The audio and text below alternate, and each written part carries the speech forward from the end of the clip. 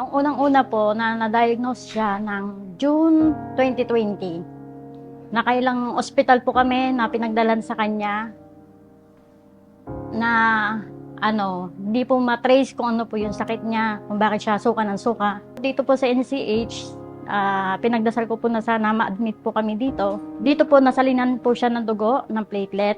Tapos sinabi po sa amin ng doktor is kailangan po i-bone yung anak ko para malaman po kung bakit po siya suka ng suka. Hindi ko po alam na may sakit po ako. Yung pinakamasakit po yung bone marrow. Tinusok po yun sa likod ko. Hindi ko po alam na gagawin po yun. Yagulgol talaga ako. Mga 1 linggo po na nalaman ko po yung result ng BMI ng anak ko.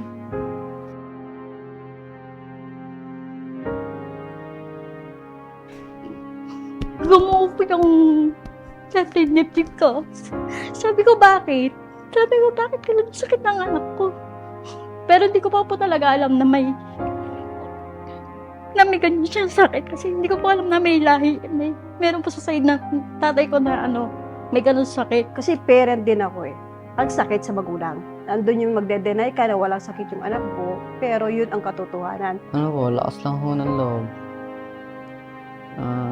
Tsaka kapit lang po sa Panginoon. Ang pangarap ko sa buhay ay maging piloto and maging successful sa buhay. Kaya nagpapasalamat din ako sa kanya.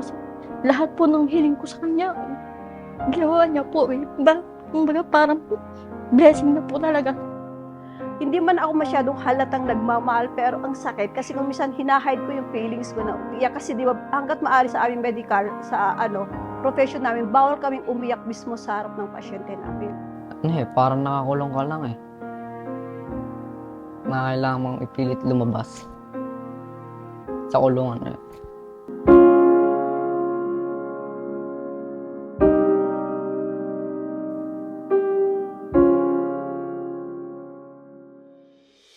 Ang natutunan ko po, maging malakas, humiding ng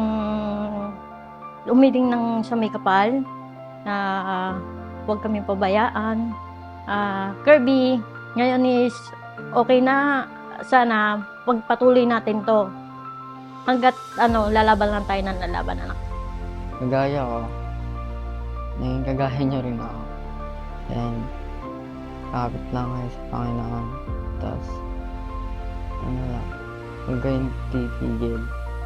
Laban lang. There is a cure sa cancer and we need lang to support them para maituloy ang treatment nila. Like yung mga iba't ibang organization, privately and publicly, matutulungan natin yung mga cancer na ma-fight, like itong mga bata with childhood cancer, for especially leukemia. Andito kami parati. Every day, every night, and kahit na anong oras, we will be there for you. And as an instrument na ibinigay na mag-heal, mag-cure, we will always be there and give you time and comfort, and we love you.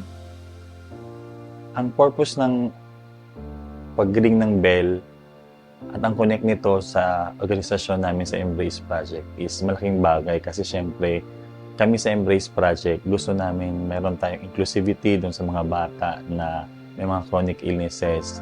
At pag natapos nila yon, with the help of the organization, yung pag-ring ng bell parang naging success, nagtulungan yung dalawang entity, yung mga bata at saka kami, para matapos yung treatment nila with all of the support na kaya namin gawin.